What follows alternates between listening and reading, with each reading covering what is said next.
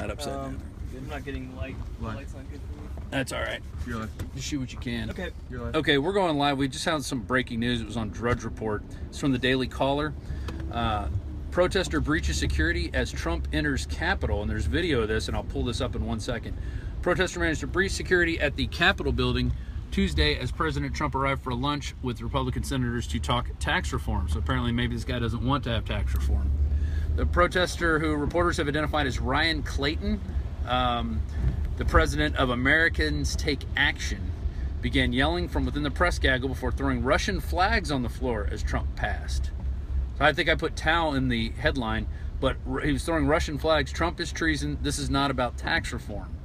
So apparently this guy doesn't know that there's these Russian connections with the Democrats. He thinks it's all the Republicans for some reason. No, I think it's very important to understand that there is not a scintilla of evidence, not a shred of evidence that indicates that Donald Trump or members of the Trump family or members of the Trump team or staffers from the Trump campaign colluded, conspired, or coordinated with the Russians to affect the outcome of the 2016 election. There is literally no proof of that. Now, we do have proof that the Russians spent approximately $100,000 on Facebook ads that weren't terribly well written, and some of them actually ran, almost half of them ran after the election. That's about 5 times less than than Bill Clinton got in the $500,000 payment he got from the Russians to facilitate the shift of control of 20% of our strategic uranium from the United States to Russia. Evidently, this protester didn't know that the Russian collusion is a delusion. I knew you were going to work that into this some way. And I've got the video here. Roger, if you just want to hold this right here, I will hit play and we will show people the video. So here we are, Trump arriving. Let's get some audio. I'm not hearing any audio, but let's see if we see the Russian flags being thrown at Trump. Somebody gets in the way, and it looks like they're trying to stop him. So it doesn't look like we have video of the actual flags being thrown.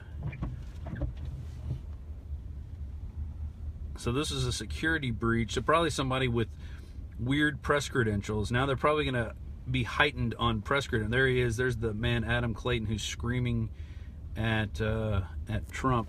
Let's see if there's audio on that. I don't know why that wasn't playing audio. No, it looks like it should have audio. I don't know why that. Yeah, audio's up all the way. Audio's up all the way. Let's go back and see if we can get any audio on that. There's been this weird glitch with the new iPhone system that doesn't. Well, you saw it there. We're in the car. What's your reaction to this? This Adam Clayton figure. I don't know anything about him. He's with Americans Want Action. Americans Take Action. I haven't heard of this guy. He looked like a young man, about 20, in his 20s probably. Probably one of these kids who's been growing up reading Huffington Post and Slate magazine and thinking that everybody who doesn't agree that there should be 4,000 genders is a communist slash fascist terrorist who should be put in an internment camp. Well, I think the most startling news out of Washington, Rob, is that we have now determined that Special Counsel Robert Mueller is an investor in a hedge fund controlled by George Soros. He's admitted to the fund despite the fact that he didn't put up the requisite minimum $10 million investment. So he's receiving favorable treatment from the #1 protagonist to Donald Trump in the entire country. How can Mueller objectively do his job, if he ever intended to do that anyway, given these Soros influences? If ever the president needed a new reason, a good reason to fire Robert Mueller, now he has it. And do you think that'll lead to more insane rhetoric from the Democrats if he does fire Robert Mueller? What will be the blowback that'll happen with that? I actually think there's a sea change because of the botched or covered up investigation into Uranium One. Now suddenly the shoe is on the other foot. Yes, there was a presidential candidate nominated by one of the 2 major parties who is deeply in bed in Putin. Yes, there was a presidential candidate nominated by one of the 2 major parties whose key aides and campaign consultants were making millions off of their association with Vladimir Putin. Unfortunately, that candidate was not Donald Trump, it was Hillary Clinton.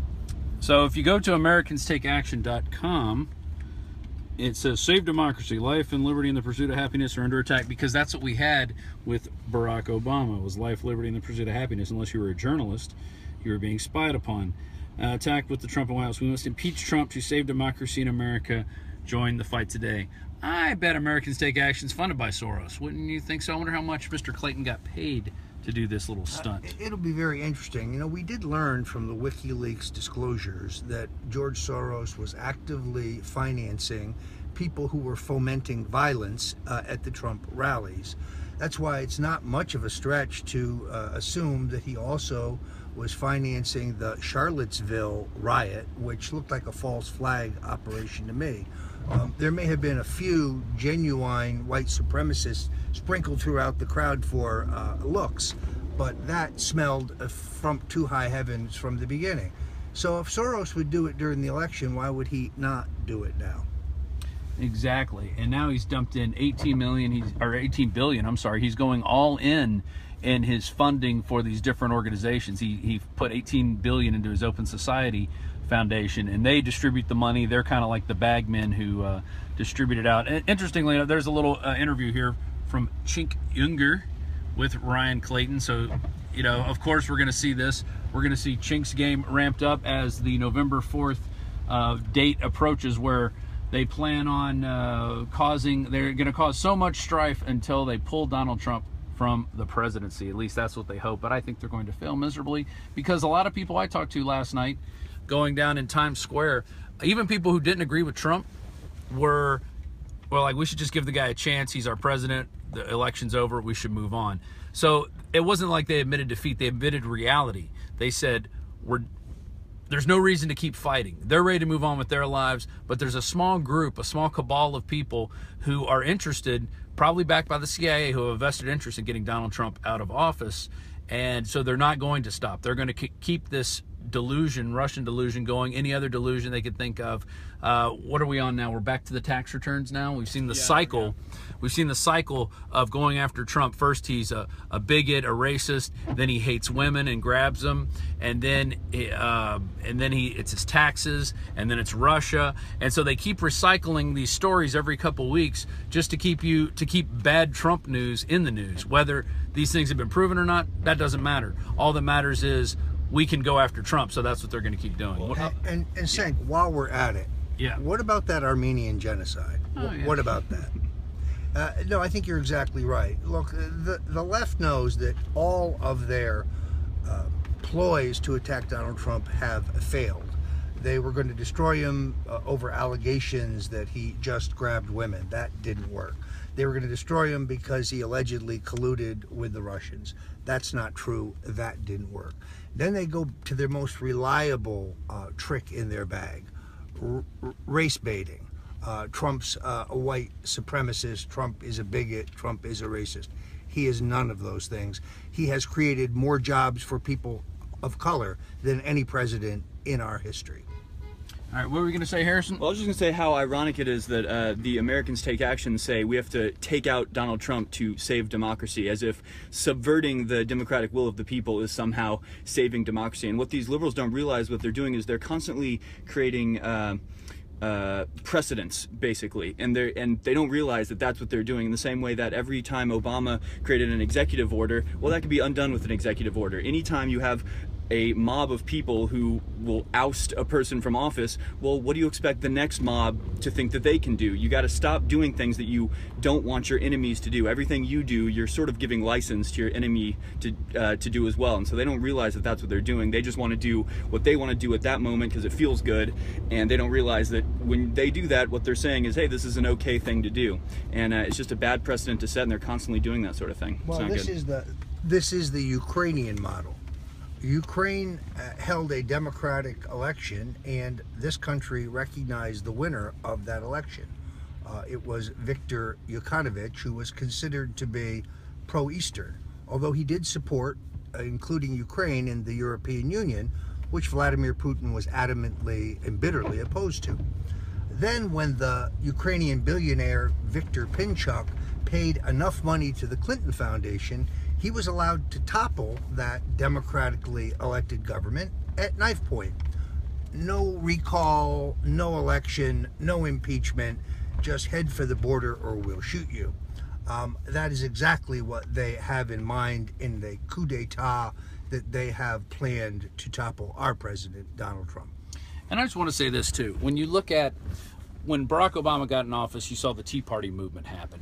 And it wasn't, hey, we're going to throw this guy out of office, unless they found him doing something wrong. What they said was, look at these policies. We need to get people who are like-minded in office who agree with these principles. And here's our set of principles, and we're going to get these people in office. And that's what they did. And you saw the real makings of a revolution, which led to Donald Trump getting elected, which probably started back towards the end of the George Bush regime.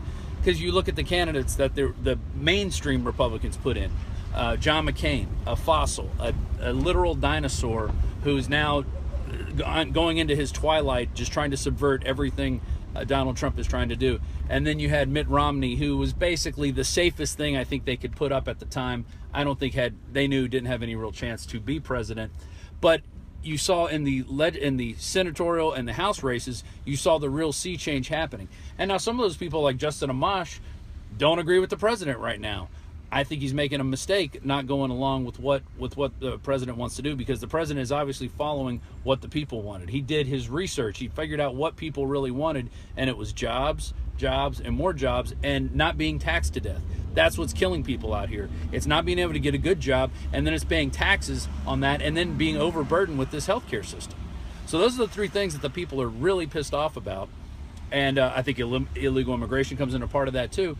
And so you're seeing that, and the Democrats had nothing to offer in return except, no, we don't want that. We don't want that. We don't want that. It's never, here's another solution. There's never any solutions from these people, which is why they keep losing elections, and they're going to continue to. Roger, anything you want to finish up with here? It's very interesting that the website, which I think is, let me get the exact name, Offended America, which reported yesterday about Mueller's participation in this super secret hedge fund controlled by George Soros, now appears to be offline entirely.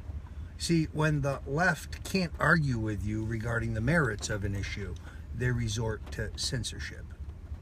There you go. When they can't beat you with ideas, they want to shut you up. I think we're here's a little shot of Central Park as we're driving back to our hotel to get Roger on the air. He goes on the air in about 40 minutes at Infowars.com/show. You can find all the live streams. Alex is on there live right now, breaking down. He got really heavy into Agenda 21 this morning and what was going on with how he saw the future as being played out. So roll this up a little bit so you can hear me. But with that, we're going to end this stream, and we'll be back on the air in just a little bit with Roger Stone for the 4th hour, and then for the 1st hour of the War Room, which airs live 3 to 6. And you can find all the shows at Infowars.com/show. Oh, there's a tunnel. I missed the tunnel shot. But there we go. We got a nice Uber driver here. Say hi to everybody. And Hi, everybody. All right. He wondered if he was going to be on camera. His questions have been answered. So once we get through Central Park, we'll get back to our hotel, and we will be streaming Roger live from there. Thanks to your support at Infowars.com.